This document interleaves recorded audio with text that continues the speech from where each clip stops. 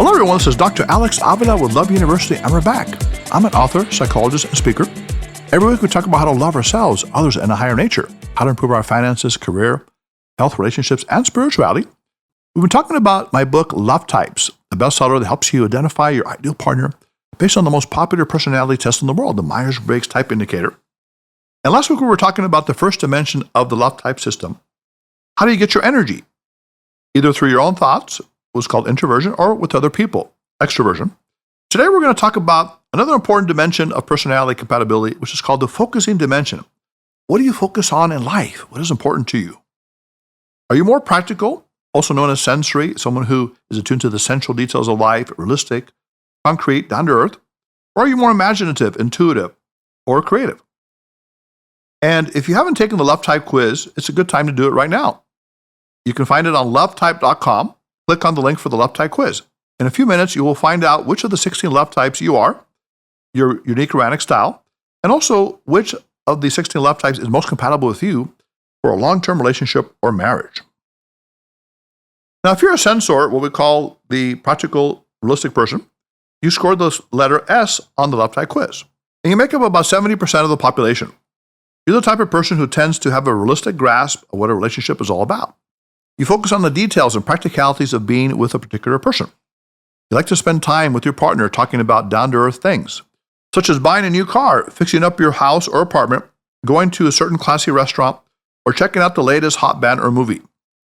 As a sensor, you enjoy the sights, smells, and sounds of love. You get turned on by a romantic setting with candlelight and music, but you can also get quickly turned off by odors, noises, or other distractions that prevent you from enjoying the sensual pleasures of the romantic experience.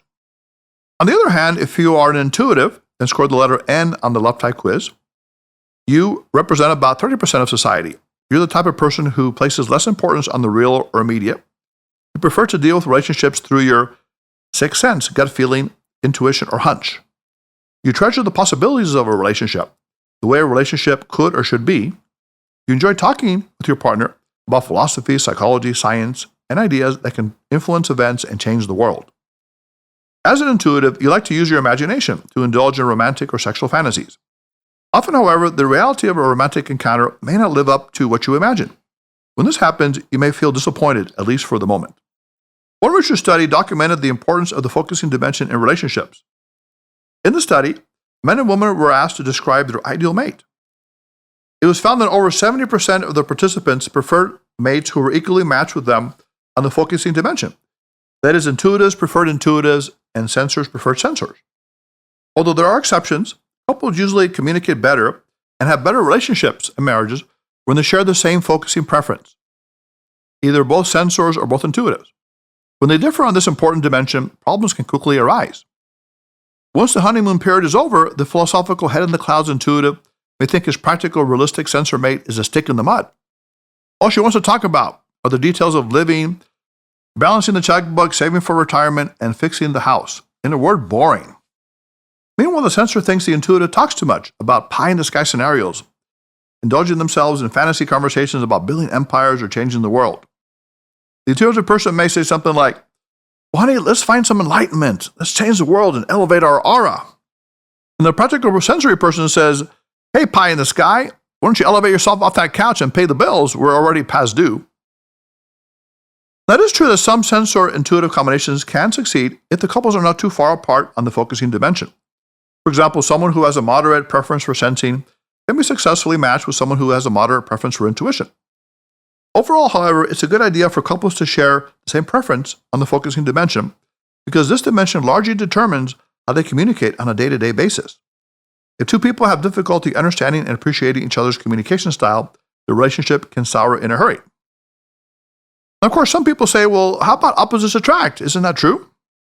Well, actually, it can be true, but it's usually only in certain situations. For example, in romantic movies, where she's a Harvard sociologist and he's a homie from the hood, and she comes out to investigate something, and they meet and fall in love, and she gets shot, she recovers, and then they get married and supposedly live happily ever after in the movie. But in reality, they may not stay together because they're so different in their values, backgrounds, and preferences. It is true that couples who share deep core similarities stay together in the long run. Now, it's okay to have surface differences. One partner likes bowling, the other one likes opera.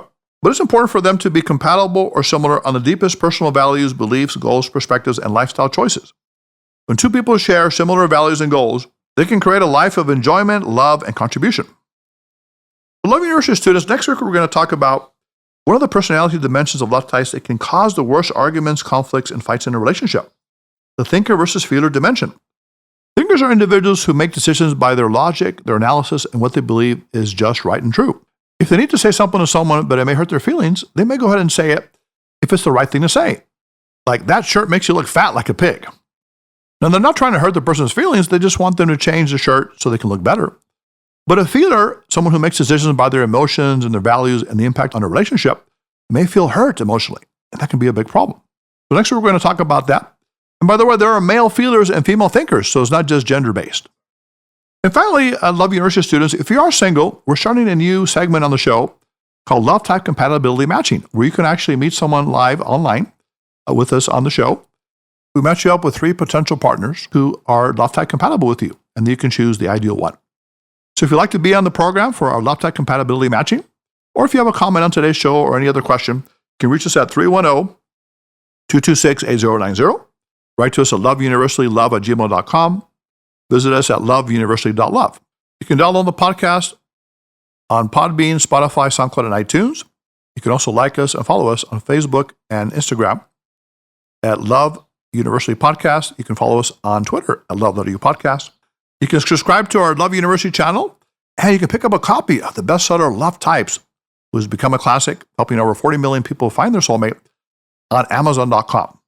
So Love University students, as you start to learn more about yourself, embrace your unique love type, romantic style, you'll also be in a better position to identify and eventually meet the love of your life, the love type compatible soulmate.